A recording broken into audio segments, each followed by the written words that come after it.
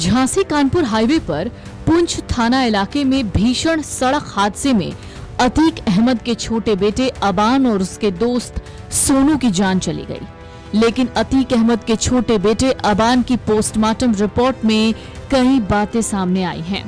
Jhansi medical college में 3 डॉक्टरों के पैनल ने शव का पोस्टमार्टम किया। रिपोर्ट में जो खुलासा हुआ है वो कुछ इस तरीके से है कि कार की भीषण टक्कर के कारण गंभीर ब्रेन हैमरेज हुआ था। साथ ही पेट के अंदरूनी अंग, आंतें और हृदय बुरी तरह से क्षतिग्रस्त हो गए।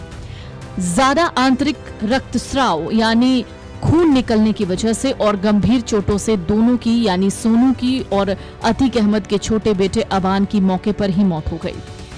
पोस्टमार्टम की प्रक्रिया के बाद शव परिजनों को सौंपकर प्रयागराज भेज दिया गया। कार में सवार 3 अन्य साथी जैद खान, उमर खान और फारूक हादसे में गंभीर रूप से घायल थे। झांसी मेडिकल कॉलेज में प्राथमिक इलाज के बाद डॉक्टरों ने उनकी हालत में सुधार की पुष्टि की। इसके बाद परिजन तीनों घायलों को बेहतर देखरेख के लिए एम्बुलेंस से प्रयागराज ले गए। हालांकि अस्पताल प्रशासन के मुताबिक तीनों को आगे भी मेडिकल इन्विजिलेशन में रखा जाएगा। पोस्टमार्टम के बाद शव परिजनों को सौंपा गया, जिसके बाद शव को हटवा स्थित उनकी चाची के आवास पर भेजा गया।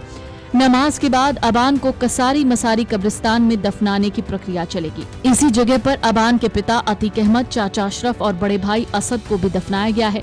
अबान की कब्र अतीक अहमद की कब्र के ठीक बगल में तैयार की गई है।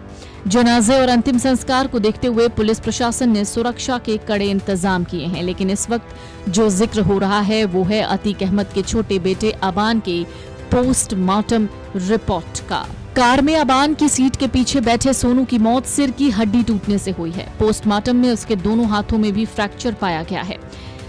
झांसी में पोस्टमार्टम रिपोर्ट के मुताबिक तेज टक्कर के कारण अबान के लिवर, फेफड़े और तिल्ली फट गई, जबकि पसलियां टूट गईं। शरीर के भीतर ज्यादा यानी इंटरनल ब्लीडिंग से उसकी मौत हो गई। प्रारंभिक जांच के मुताबिक हादसे के समय अबान कार की आगे वाली सीट पर बैठा था, जबकि उसका साथी जैद वाहन चला रहा था। सोनू पीछे की सीट पर था।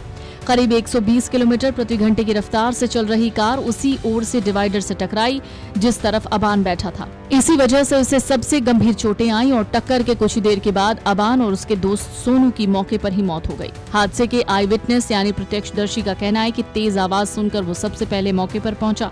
उसने कार का दरवाजा खोलने की कोशिश की, लेकिन दरवाजा नहीं खुला।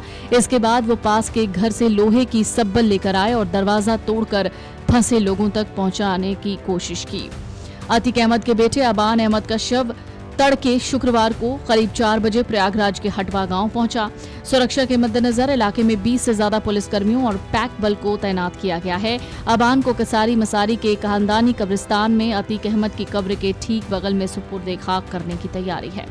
अबान का शव लेने पहुंचे बड़े भाई अहजम ने भावुक होते हुए कहा कि अल्लाह की चीज थी, अल्लाह ने ले ली। Video desk अमरउजाला.com। अगर आप ये वीडियो YouTube पर देख रहे हैं तो हमारे चैनल को सब्सक्राइब कर बेल आइकन दबाएं और Facebook पर देख रहे हैं तो हमारे पेज को लाइक करें।